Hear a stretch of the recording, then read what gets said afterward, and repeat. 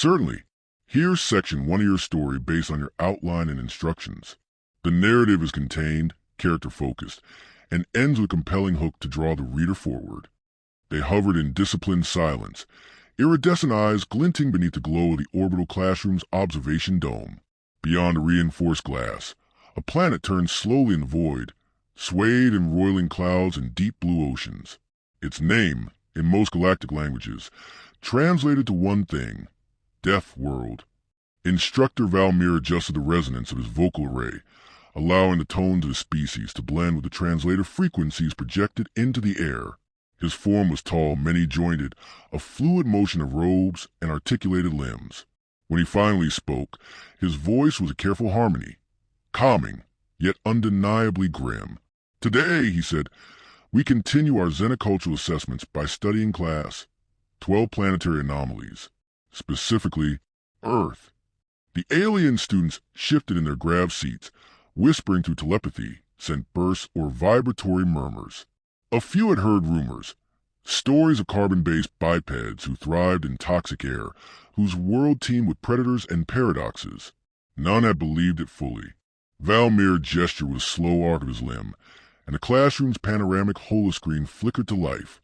A sprawling rainforest bloomed before them, lush, vibrant, and alive with hidden danger. The temperature and oxygen content alone would have been lethal to several species present. "You may wonder," he continued, "why the galactic archives designate Earth as a death world. What follows are not exaggerations. They are survivable truths." From the rear of the room, a student raised a limb. She was smaller than the others, her silver skin mottled with shifting light patterns that betrayed excitement. Her nameplate read, Thrain. Her species, the Oeleni, hailed from a gas giant's floating biosphere where conflict was virtually unknown. "Is it true, instructor," she asked, "that the planet's flora can hunt?" Valmir's limbs stilled. He projected a sequence of images: a Venus flytrap snapping shut on a struggling insect, a strangler fig choking the life from an ancient tree, a patch of ground that rippled, camouflaged, before revealing a tiger waiting beneath. "Yes," he said, "on Earth, life devours life. Every day." The class leaned forward. "We begin in the Amazon, where humidity exceeds survivable norms for most oxygen breathers. Thousands of insect species here are still unnamed. Some inject acid. Others lay eggs inside living hosts." A murmur of revulsion passed through class. One student, a crystalline being named Collar, shivered audibly as footage rolled, a parasitic wasp injecting its larvae into a caterpillar. "And yet," Valmir said, "humans have walked barefoot through these forests." "Voluntarily?" asked Thrain, in disbelief. "Yes, some even enjoy it." Before the reaction could settle, the image shifted, now to the ocean, vast, cold, and dark. A human swam beside a creature larger than a spacecraft, all muscle and maw, a great white shark. Earth seas are filled with apex predators. Sharks, giant cephalopods, barracudas. Creatures with heat-sensing organs, multiple rows of teeth, and centuries of evolutionary perfection. Yet humans enter the water daily, for recreation. "But why?" Thrain whispered. "Because," Valmir said, "they are not merely survivors. They are confrontational, curious, and often reckless." A voice boomed from the front row, translated into flat monotone. The speaker, Brack, was from a planet of methane swamps and high gravity. His species respected only physical dominance. "You said the world kills," Brack rumbled. "But these humans, if they live among monsters, must be monsters themselves." Valmir turned. "Not quite." The screen darkened. A new scene, a calm suburban street. Then a siren, a child screaming, a dog loose, charging with bare teeth, and a human, unarmed, civilian, racing forward to place himself between the child and the beast. The creature lunged. The man didn't hesitate. The room fell silent. "Instinct," Valmir said, "but not the survival instinct. Rather, protection. Sacrifice." Another student, soft-spoken and covered in bioluminescent skin, asked, "But is that not contradictory to the violence of their planet?" "Contradiction is a human constant," Valmir said. Observe their volcanoes. Earth's crust is constantly shifting, tectonic plates grinding and colliding. Their world explodes from within. Earthquakes tear cities apart in seconds. Tsunamis erase coastlines.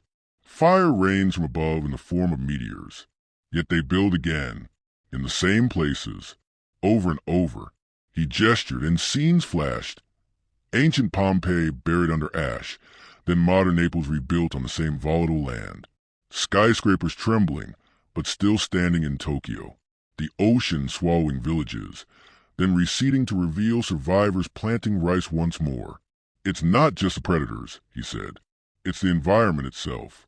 Earth is a crucible, a relentless forge. But surely their governments relocated them?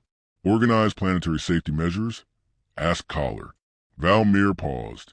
No, they invented helmets. And insurance. There was silence, then unexpected laughter from several students. Half in awe, half in despair. Then came the turning point.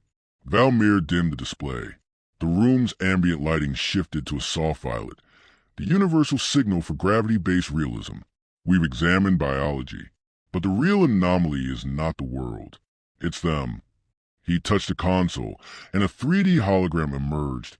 A human skull, then skin, then musculature, eyes. Behold the species Homo sapiens. Weak by most predator standards. No claws, no fangs, nearly hairless. Their young remain helpless for years. Their immune systems are often overwhelmed by their own environment. He paused. And yet they dominate. The air in the classroom thickened with data as more visuals formed. Humans in desert robes crossing dunes. Arctic researchers bundled in coats on drifting ice.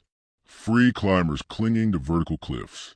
Deep-sea divers beneath tons of pressure. Smoke jumpers parachuting into wildfires.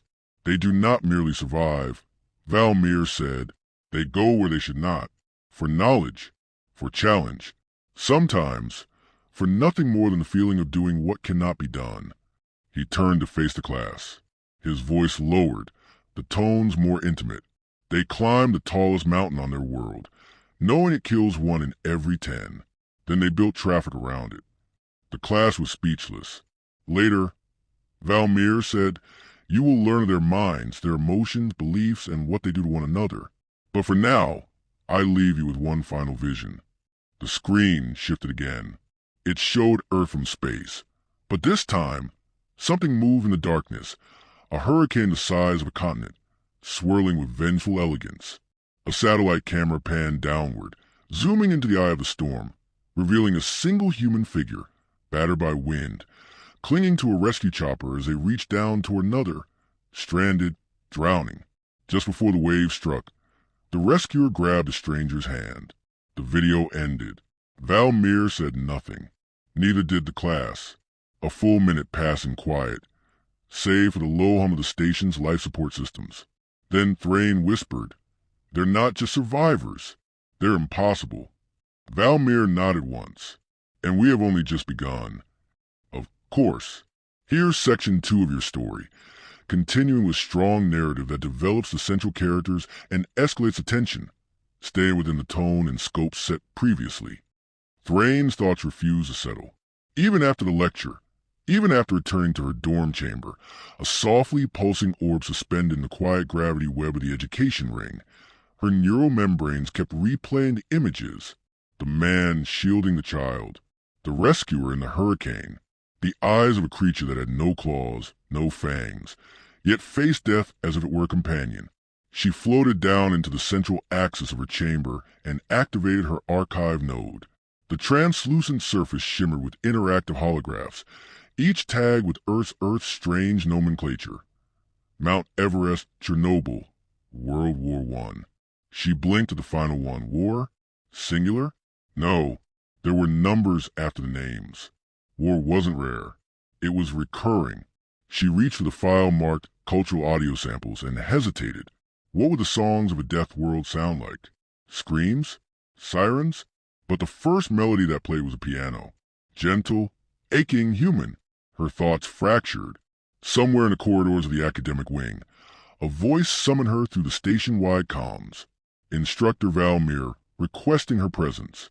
Alone, she folded her limbs, dimmed her skin lights, and glided to the rotating passageways toward the observation deck, where she found the instructor waiting in a quiet dome of transparent alloy, gazing once more upon Earth.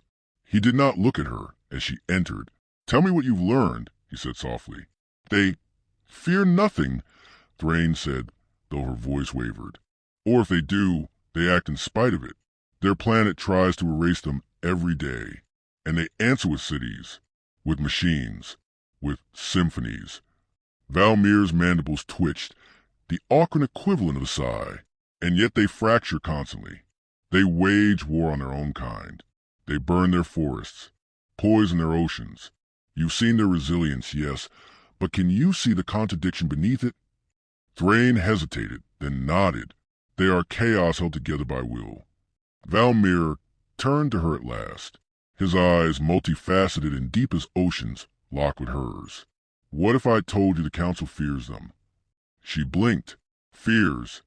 They have done what no Deathworld species should. They've reached beyond, built ships, colonized moons, sent probes into realms where logic says they should not tread. And now they listen. They watch." Thrain thought of the Voyager probe, the Golden Record, the messages sent into space before humanity ever knew if anyone would hear them. "They want contact," she said. "They want challenge," Valmir corrected. "Theirs is a nature not content with survival. It seeks conquest, not always of others, but often of the impossible. That alone is dangerous." "But they're alone," she said. "On that world, they've always been alone. For now." The words carried weight. Then the instructor flicked a talon against the console. The dome dimmed, and a new projection shimmered into being.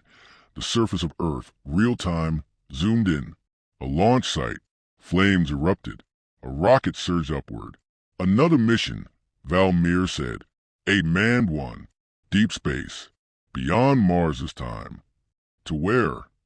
"To nothing," he said. "To silence. But they go anyway." She watched the fire trail cut through the sky.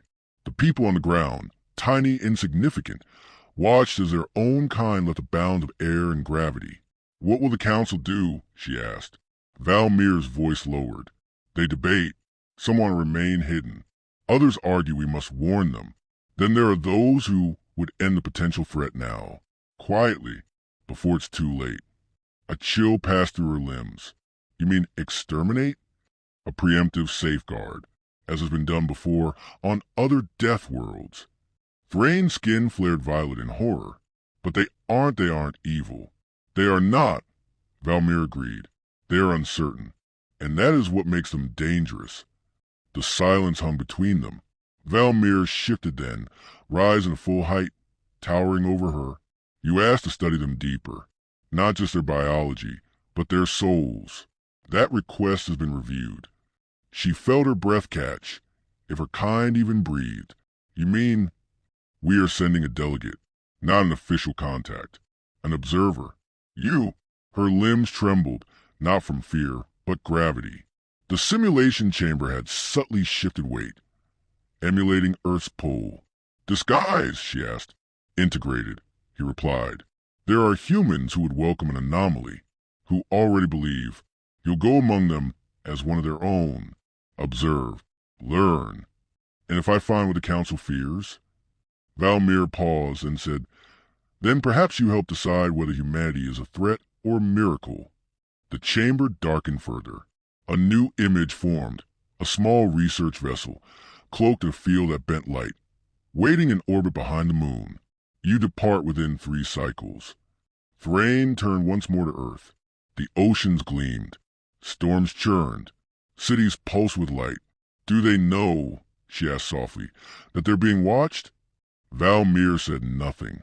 She didn't need an answer, because she had already seen the look in the human eye, when staring at the stars, not with fear, but with hunger.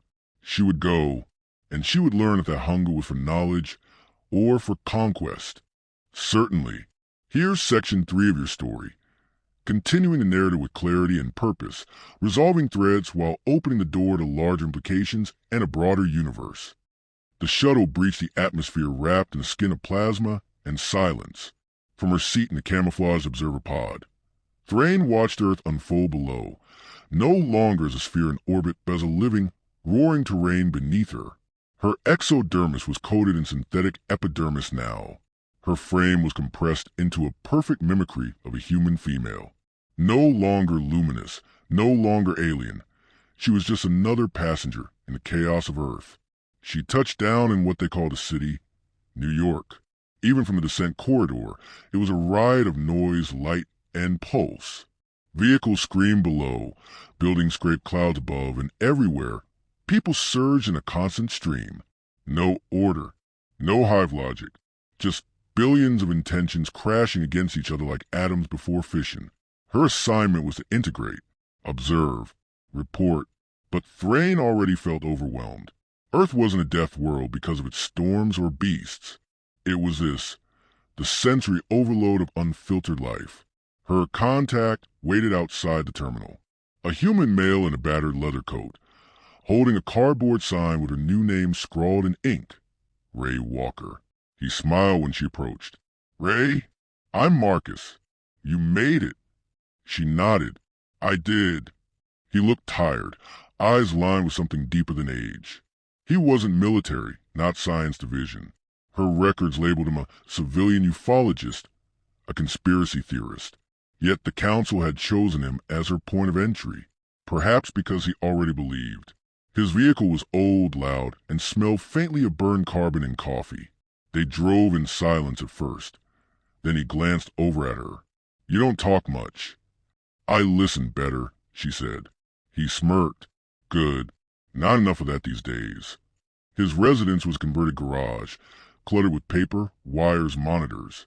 At its heart, a corkboard filled with photographs, maps, and string-like veins connecting distant points. Images of ancient ruins, satellite captures, blurry shapes in the sky. "You know," he said as he poured her water from a jug, "you look a lot more normal than I expected. No offense." "None taken. But you're not from here, are you?" She hesitated.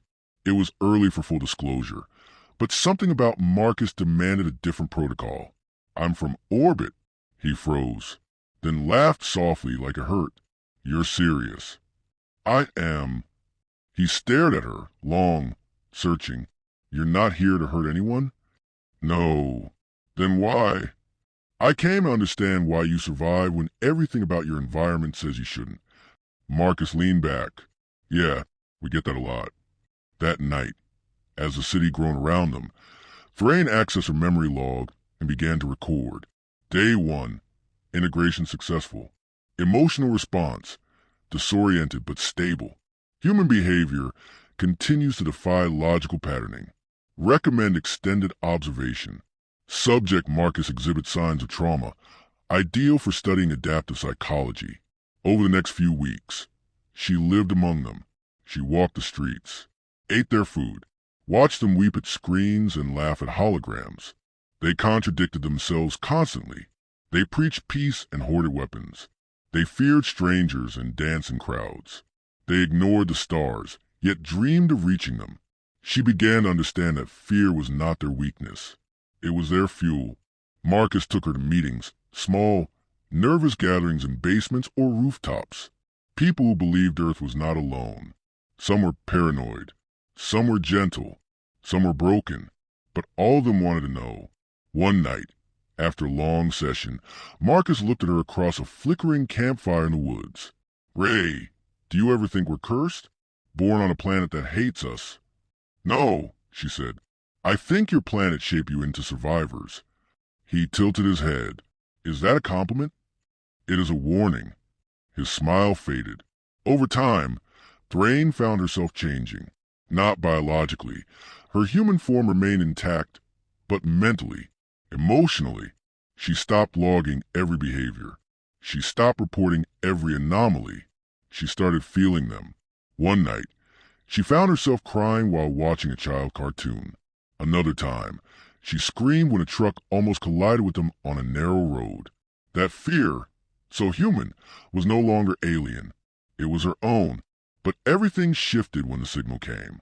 It was faint, A pulse buried in global traffic. A code. Valmir's voice. Council reconvened. Deadline accelerated. Provide determination. High probability. Earth exceeds acceptable threat metrics. Thrain stared at the message for hours. That night, she didn't sleep. The next morning, Marcus was gone.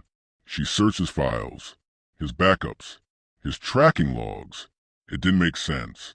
He never left without saying something. Her instinct screamed, not the ones the council had installed, but the ones Earth had gifted her. She traced his last known location to a facility in the desert, Area 16, a site even Marcus had considered too fringe. She went alone. The site was heavily guarded, but her neural infiltration protocols still functioned. She slipped past cameras, disabled drones, mimicked clearance badges. What she found beneath the ground chilled her. Marcus was there, alive but restrained, monitored, observed, and he wasn't the only one. Dozens of humans, all tagged as aberrant, all abducted for believing something real. She accessed the files. Government redacted, top secret.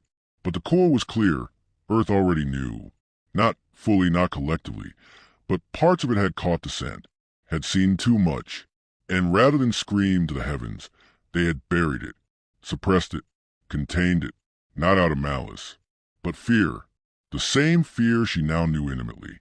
Thrain breached the system, released the captives, and triggered a communication pulse meant for the stars, not for her council, for Earth. She and Marcus fled into the mountains.